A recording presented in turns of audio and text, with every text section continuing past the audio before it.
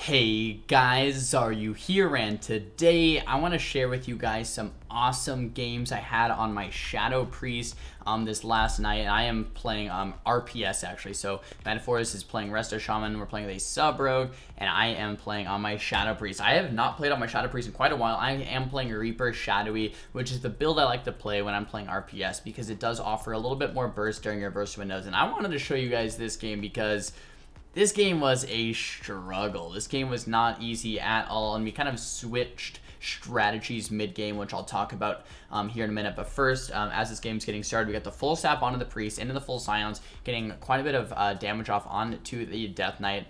Cheap shot off the ward and a re-cheap shot onto the ward. Earth Shield is on me, and I'm taking quite a bit of damage.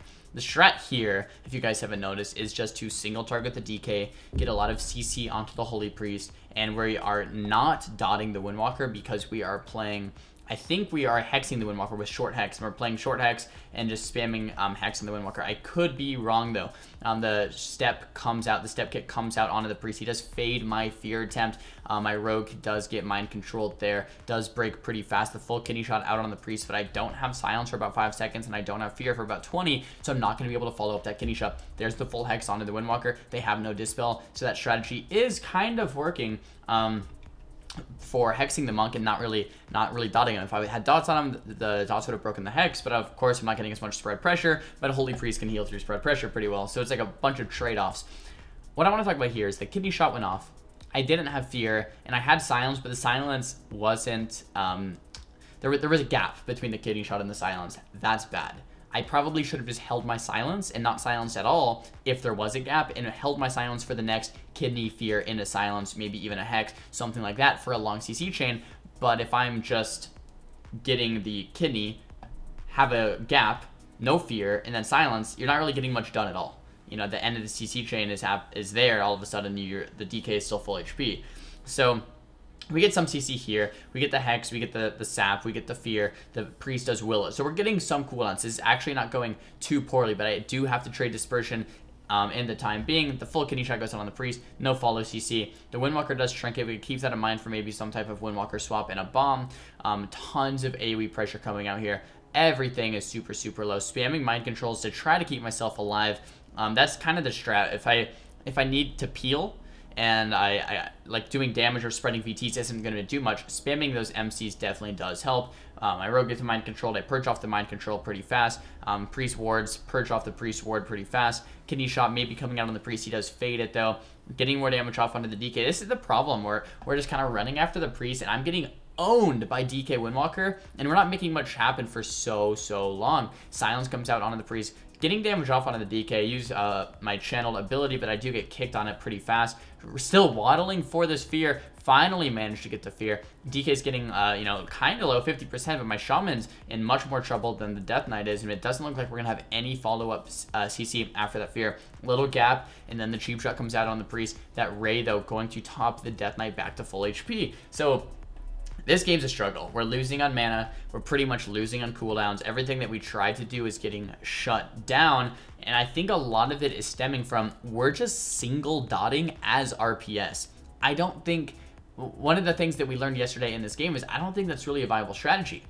If we're just single dotting, there's just no pressure. And the reason behind it was, okay, well, if we're single dotting, then the hexes aren't going to break. If we're single dotting, then the Holy Priest isn't going to be able to heal through it as well. But my insanity generation is low, my overall DPS is low, and I'm pretty much not doing anything as a Shadow Priest, just dotting the Death Knight. So I think at some point in this game right about now is when we decide, all right, I'm going to start dotting the Windwalker a little bit, start dotting the DK a little bit, and maybe even dot the Priest sometimes when I can. And if we're dotting all three, or at least 2 of the 3, right? 2 of the 3 is fine as well, because we're going to be CCing the Priest with those kidneys into the hex, into the fear and stuff. Then at least I'm gonna be able to generate a little bit more insanity, generate a little bit more pressure, and then kind of go from there. So this is where we kind of switch up the strategy. Shaman gets low, he calls for the swap, throw out the swap, Priest gets full blinded, Priest trinkets the blind, fades. Don't have fear available, have silence in about 5 seconds. Monk did use his trinket as well. Doesn't have karma for probably another 20-30 seconds here, so we could keep an eye on a Monk swap. But that's the thing. If the Monk is a little bit scared, he's going to have to, you know, cycle through his defensives. The Priest might have to use something on him. It does get very scary. I'm very low HP here. The Link does come out, and we're all very low HP once again. Keeping the spread pressure, the kidney bomb comes out onto the Monk. Monk gets to about 4% life. The Guardian comes out. The wall comes out. The Guardian procs on the Monk, puts him back to about, you know, 30-40% here. And look, we just forced wall. We just forced Guardian. We just forced a bunch of cooldowns just from dotting the Monk. The Priest isn't technically, like, the Priest is still, what, 95% mana, 96% mana. Priest isn't, like, struggling to heal through it, but just dotting 2 is forcing more cooldowns than just dotting 1. So interestingly enough, the extra dot target is helping us. The full kidney shot comes on the Priest. Don't have fear or silence available. Have dispersion if I need it here in this triple leg sweep. We really have to keep an eye out for these triple leg sweep, triple stuns. Do end up using dispersion there on that huge setup. So the grip comes in. We really have to be mindful of that. If we keep getting gripped, we keep getting stunned, things really aren't going to go our way as the game goes on. Karma is used by the Windwalker Monk just to force a little bit more pressure. The Touch of Death here, proccing about 4 seconds. Spamming out these mind controls because I really need to do whatever it takes to keep myself alive at this point. Do have Earth Shield though. Am sitting in the Earthen Shield as well, and it's just the Windwalker, so it looks like I should be fine. Keeping out multiple sets of VTs is also nice defensively. It's going to heal me for all the damage that the VT is doing, right? So if I just have 1 set out, it's not really healing me as much as if I have 2 or 3 or 4 sets out against other teams. It's actually helping me survive. Shaman getting very low. I'm getting very low. We don't have Link, don't have Disperse. 4% life again. Shield myself. Shaman somehow surviving, somehow, some way. And I'm throwing out a mind control onto the death and doing whatever we can to keep ourselves alive. We're all very low HP. And this is where this game gets so intense. Metaphors does an incredible job at healing us through this. The full blind comes out on the Priest. He doesn't have trinket for about 2 more seconds here. Getting the dots out where I can. The full Hex follows that full blind. The Priest does trinket that full Hex. We're all pretty much dead. Out of mana. I have Disperse available in 8 seconds. I have trinket available in a second. Look at me. I'm just mashing that Disperse keybind. 20% life. Full silence comes out onto the Priest. Monk's getting very low. Couple cheap shots coming out. Blood of Silence comes out. And we do actually manage to take out the Windwalker Monk. So wow, that was a close game. I played it last night and I couldn't believe that we won. After rewatching the replay, still can't believe that we won. That was absolutely an insane turnaround. The takeaway from this though is multi-dotting as RPS is very important. It sounds obvious, but in a couple of these games we're like, all right, let's just, you know, there's no reason to dot the Priest and let's not dot the Windwalker to keep those hexes. But we really, one of the big strengths of RPS guys is that you're multi-dotting to maybe not even kill multiple people, but just the fact that they're scared. Just the fact that the Windwalker has to kite around sometimes. The fact that the Priest might have to use that Ray of Hope just from the spread pressure, or the Guardian, or the walls, or the trinkets, something like that. Forcing more cooldowns is helping us get kills, even if it was still on to the Death Knight, right? It's not like, okay, we're multi-dotting to kill the Windwalker, but we're multi-dotting because that's the strength of our composition. Still looking at the game here. My Shaman's still out of mana. There's still a Frost Death Knight in the game, and we're still taking this very seriously because it's going to be really hard to kill. The Holy Priest is a Holy Priest, and he's full mana, still 96% mana, 97% mana. We're and there's still a Frost DK pretty much owning us. He does fade that fear, do get gripped on it as well. DK is getting low. He does get gripped back. I think eventually they either leave or my Shaman gets a drink or something. I think we'll be fine, but the point is this is still... The game isn't over. It's still pretty scary. Here, they do eventually leave. We're playing about 2,400 MMR, maybe a little bit higher or lower, depending at some points in the night. There was the damage breakdown. Crazy, crazy, crazy turnaround in the match. Alright guys, and here we're hopping into another game. I just wanted to note as well, I have been playing Pure Shadow on my Shadow Priest instead of Void Shield. The Insanity pause is very nice for when you exit Void form, or when you exit Dispersion in that Void form to kind of regenerate more Insanity. And it's also just nice because you know you're not going to die when you're dispersed. I have been dying to some things like Ret Hunter or some high burst Mage Rogue, Boomkin Rogue through Dispersion anyway. So having that stronger Disperse is definitely helpful as well. Right away in this game, we sap the Druid. I dispel the Druid to keep myself in combat so I don't get sapped. The Pally is still out of combat. If we can switch the sap to the Pally and do a nice big Druid opener, it would be very, very profitable for us. The sap comes out on the Pally, kidney shot on the Druid. He does skin and trinket. So here I want to actually show this right away. Okay, my Shaman is kidneyed. I play Boomkin Rogue myself as the Boomkin and as the Rogue. I know what they want to do. they want to root beam off the kidney because the rogue is too far to blind.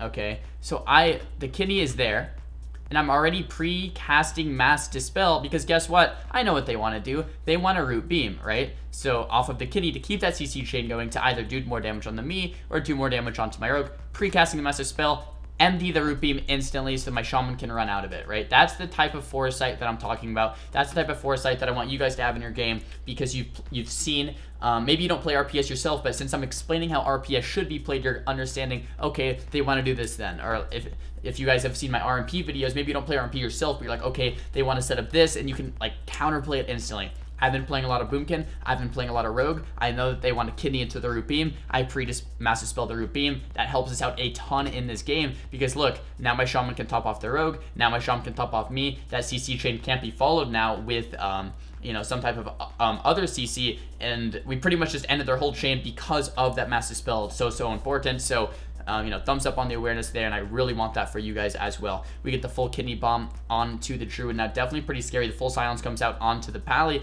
The pally does hold his bubble, though. Tops off the druid. I have so much dot pressure going on all over the place right now.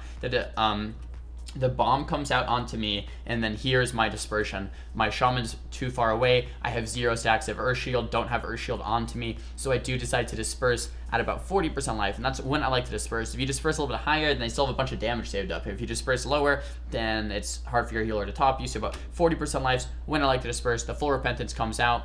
I do get Clone there, and I Trinket the Clone, fear the Boomkin. Pally's getting very low, and once again, guys, the Mass Dispel. Mass Dispel, start casting it, instantly kill the Paladin. Once again, let's replay that. So stepping back a second, here's where I'm Cycloned. I Trinket the Cyclone, full moon's coming out. I fear the Moonkin. I have some instant cast for the Paladin, have the Shadow of Death. I see the Paladin is still in that half cheap shot. We still have a quarter cheap shot and a Blood Elf Silence. The Rogue is controlled with a cheap shot. The Boomkin's feared. There's no way we get interrupted, stopped on this kill. So what do I assume? Pally's gonna have to bubble. I start casting the MD, you know, before the bubble comes, because I know that he's 8% life. He's gonna have to bubble. As soon as he bubbles, it comes off, get that Shadow of Death, and we do take out the Paladin.